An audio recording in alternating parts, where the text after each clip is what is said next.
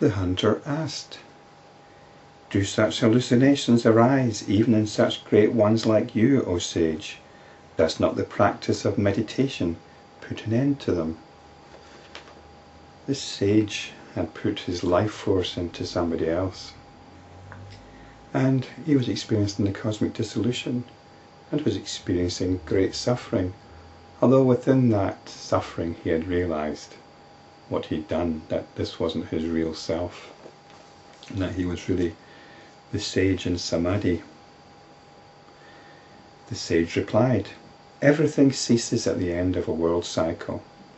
Some things come to an end gradually, while others end abruptly. Again, what has to happen will happen inevitably. Moreover, with the advent of adversity, strength, intelligence and vitality, or radiance, are all adversely affected everywhere at all times, even in the case of the great ones." This is a really important point. We have what I call the romance of yoga. We like to imagine these great yogis with supernormal powers. I think the modern equivalent of this is the fascination for superheroes, people with supernormal powers. It represents this longing, a naive longing for transcendence.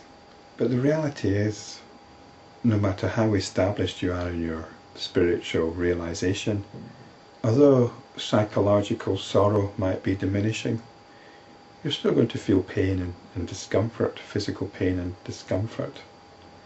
It might be that you can go beyond that by practicing certain yogic techniques or techniques of self-hypnosis. But it's worth bearing in mind even the Buddha experienced pain. He was the target of a couple of assassination attempts, and he made it quite clear. It was quite clear from the description that he was experiencing pain, and he suffered from back pain. His attendant Ananda was also his masseur. And also in his last days, some reckon it was food poisoning, but he was in extreme discomfort. So it doesn't matter how spiritually realized you are, you're still subject to pain. But what we can remember here is what the sage says in the next sentence. "Lastly, what I described so far was but a dream. What is impossible or irreconcilable with a dream?" So it was a dream.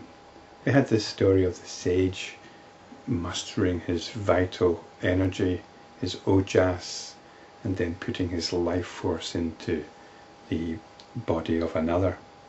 But now we're hearing it's of the nature of a dream. Of course it is. Yet it is important that I should narrate this dream experience to you. Now I shall tell you the truth.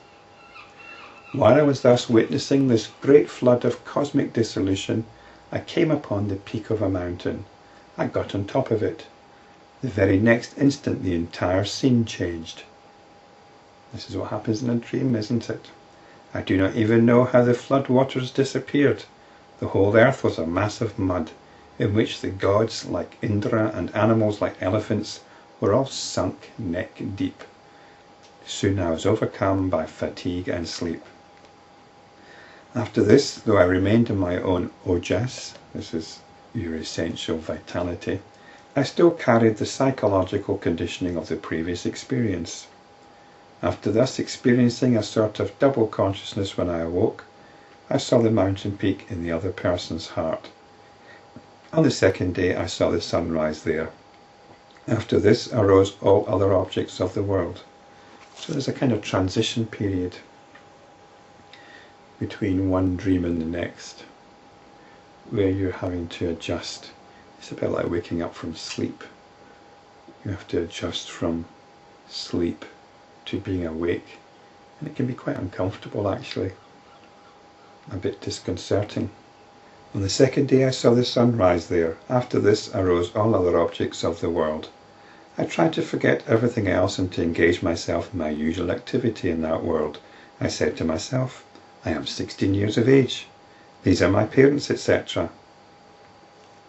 So you just remind yourself of who you are when you wake up, don't you? You're not that murderer, that knife-wielding murderer that's committed some horrible murder. You're not sitting naked in the high street. Whatever, you remember who you are and where you are. Then I saw a village, and in it a hermitage. I began to live in that hermitage, which became real to me. The memory of the previous experience began to fade. I considered the body to be my only hope. Wisdom was far from me. Vasana, or mental conditioning, was the very essence of my being, and I was devoted to wealth.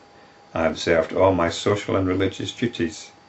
I knew what to do and what not to do, which is very much how you behave in traditional society. One day a sage came to me as my guest. I entertained him well. At night he told me a story. He described the limitless universe in detail, and concluded by saying that all that was the infinite consciousness. My own intelligence was awakened. At once I remembered all the past, how I entered into another's body, etc. This is the practice of insight meditation.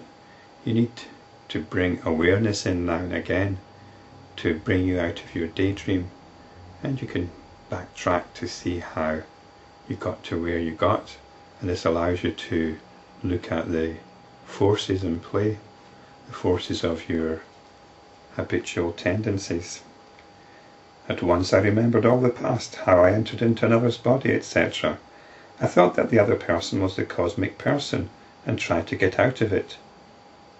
I entered into that person's prana. Becoming one with it, I came out.